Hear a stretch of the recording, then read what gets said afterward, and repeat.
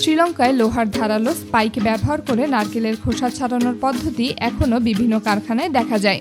এতে নারকেলকে একটি শক্ত লোহার দণ্ডের উপর চাপ দিয়ে খোসা আলাদা করা হয়।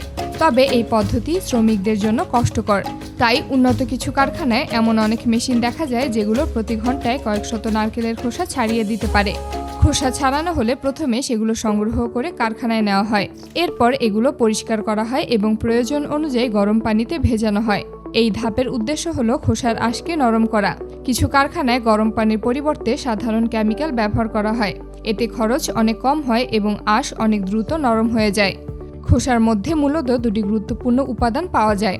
একটি হলো শক্ত ও লম্বা আঁশ আর অন্যটি হলো আঁশের মাঝখানে থাকা নরম ও স্পঞ্জের মতো পদার্থ, যাকে কোকো পিট বলা হয়। আঁশ আলাদা করার পর সেগুলো প্রথমে পরিষ্কার করা হয়। কয়েক ধাপে ধোয়ার পর সেগুলো শুকানোর জন্য পাঠানো হয়। শুকানো শেষ হলে এরপর এগুলোকে বিশেষ মেশিনে গুঁড়ো করা হয়। তারপর এই গুঁড়োকে একটা বিশেষ মোল্ডিং মেশিনের মধ্যে নিয়ে যাওয়া হয়। এই মেশিনের কাজ হলো বিভিন্ন ধরনের উপাদান একসাথে মিশ্রিত করা। আঁশের পাউডারের সাথে আরও বিভিন্ন ধরনের উন্নত উপাদান যোগ করা হয়। তারপর সেগুলোকে কয়েক ঘন্টা ধরে মেশানো হয়। মেশানোর পর এটিকে দেখতে ঘন পেস্টের মতো মনে হয়। এরপর এই পেস্ট অন্য একটি চেম্বারে পাঠানো হয়। সাধারণ অবস্থায় নারকেলের আঁশ থেকে টাইলস বানানো সম্ভব হলেও সেগুলো মোটেই টেকসই হয় না।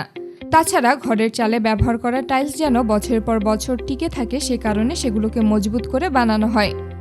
তাই এই আঁশের পাউডারের সাথে এমন সব উপাদান মেশানো হয় যাতে এর থেকে তৈরি হওয়া টাইলস বছরের পর বছর টিকে থাকে।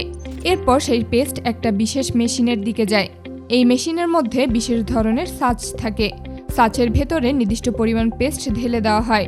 এরপর উপর থেকে একটি প্রেস মেশিন এসে চাপ দিয়ে বাড়তি পেস্ট বের করে দেয়। একই সাথে সামান্য গরম করা হয়। এর ফলে একটি কাঁচা টাইলস বেরিয়ে আসে। তবে এখনই এই টাইলস ব্যবহার করা যায় না। এরপর জমানো টাইলসগুলো একটি বিশেষ চুলির ভেতরে পাঠানো হয়। সেখানে একসাথে প্রায় 180 ডিগ্রি সেলসিয়াস তাপমাত্রায় 48 ঘন্টার বেশি সময় ধরে ঠান্ডা করা হয়। এর ফলে টাইলসের ভেতরে জমে থাকা পানি ধীরে ধীরে বেরিয়ে আসে।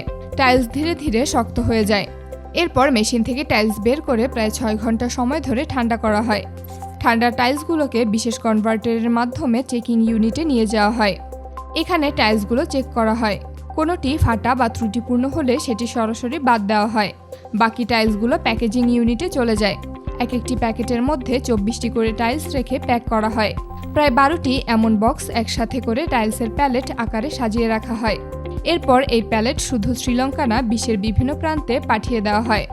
আর এভাবেই শ্রীলঙ্কার একটি সাধারণ নারকেলের ফার্ম শুধুমাত্র নারকেলের খোসা ব্যবহার করেই বছরে প্রায় কয়েক মিলিয়ন ডলার আয় করছে। বিশ্বের সবথেকে বড় বড় নারকেল ফার্ম রয়েছে শ্রীলঙ্কাতে। সেখানে যতদূর চোখ যায় শুধু নারকেল গাছ আর নারকেল গাছ। দেশটির কুরুনেগালা, পুট্টালাম এবং গাম্পাহা অঞ্চলগুলোকে নারকেলের রাজধানী বলা হয়। এখানে এমন অনেক ফ্যাক্টরি রয়েছে যেখানে শুধু নারকেল প্রসেস করা হয় না, নারকেলের খোসা থেকে এমন সব পণ্য তৈরি করা হয় যা বিশ্বের অন্য কোনো দেশে দেখা যায় না। শ্রীলঙ্কায় এমন অনেক ফার্ম রয়েছে যেখানে একটি ফার্মে কয়েক লাখের বেশি নারকেল গাছ লাগানো রয়েছে। একটি ফার্ম থেকে প্রতি মাসে কয়েক লাখ নারকেল সংগ্রহ করা হয়। গাছ থেকে নারকেল নামানোর পর সেগুলো এক জায়গায় এনে জমা করা হয়। এরপর শুরু হয় নারকেল প্রক্রিয়াজাত করার প্রথম গুরুত্বপূর্ণ ধাপ, বাইরের শক্ত খোসা আলাদা করা। সাধারণত বিশ্বের বিভিন্ন দেশে নারকেলের শক্ত খোসা থেকে দড়ি, ম্যাট, ব্রাশ এবং বাগানের বিভিন্ন উপকরণ এবং বিভিন্ন ধরনের কম্পোজিট পণ্য তৈরিতে ব্যবহার করা যায়। কিন্তু আশ্চর্যের ব্যাপার হলো শ্রীলঙ্কার এই কোম্পানি নারকেলের আঁশ ব্যবহার করে ঘরের চালে ব্যবহার করা টাইলস তৈরি করে থাকে। নারকেল থেকে এই বাইরের খোসা আলাদা করার কাজটি ঐতিহ্যগতভাবে হাতে করা হয়।